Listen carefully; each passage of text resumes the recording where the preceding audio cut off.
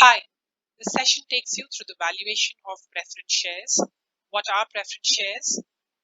Preference shares are a combination of ordinary shares and debt. Why? Because they promise the shareholder a fixed dividend. By being a preference shareholder, an investor gets a fixed dividend irrespective of whether the ordinary shareholders get a dividend or not. I'll tell you what the ordinary shareholders are. Dividend payments are prioritized over that of ordinary shareholders. I just covered that. Ordinary shareholders are also called as equity shareholders. We will be talking more about equity shareholding and equity shares in the subsequent slide. They are the shareholders who share the profits of the company depending upon how much profit the company has made.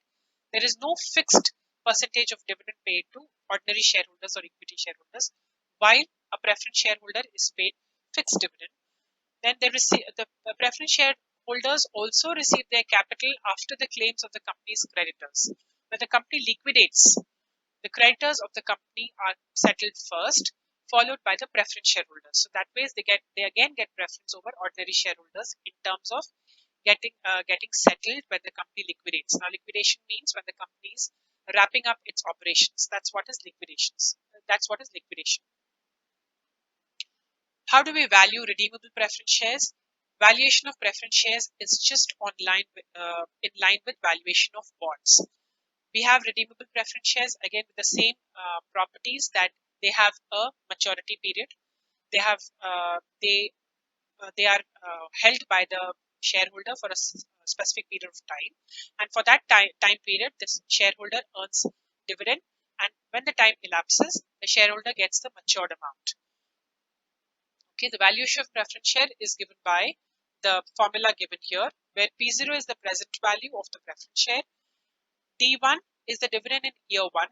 Now this formula can go on for subsequent dividends also. Though the formula here mentions only dividend, if the shareholder is holding the shares for say 5 years, the formula will have D1, D2, D3, D4, D5, and then P1, which is the capital value of the preference share on redemption, which is the maturity value of the preference share on redemption. Okay, so and these payments or these cash flows are divided by 1 plus KE. Now KE here is the expected rate of return, which is also called as the discount rate. So I'm sure you're finding it very familiar. You're finding the formula very familiar because, as I said, this is more or less the same formula which you use for valuation of bonds. Just the nomenclature here is different. So just for your recall, the first part of this formula, which is D1 by 1 plus KE, which can also extend to D2, D3, and so on, is basically basically nothing but the calculation of present value of annuities, because dividends in every year can be treated as annuities, and plus P1 is the lump sum payment on the maturity of the share. Now valuation of irredeemable preference shares again is just like the valuation of perpetuity, and the formula hence is the same as the present value of a perpetuity with the difference in nomenclature. Now D here denotes dividend which is received regularly for innumerable years, divided by I. I here denotes the expected rate of return, which can also be called as a discount rate. The example of irredeemable preference shares valuation is given here. The corporation issues preferred stock that pays a dividend of rupees 3.50 indefinitely.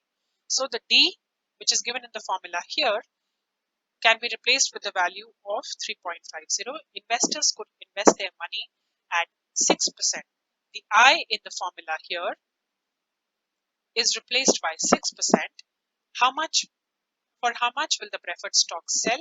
If we divide 3.50 by 0.06, which is 6%, we arrive at the present value of this preferred stock, which is rupees 58.34. So the preferred stock in the current period should not sell for more than rupees 58.34. If it is selling for more than 58.34, it's an overvalued stock. This is it for now. More in the upcoming slides, more about ordinary shares in the upcoming slides. Thank you.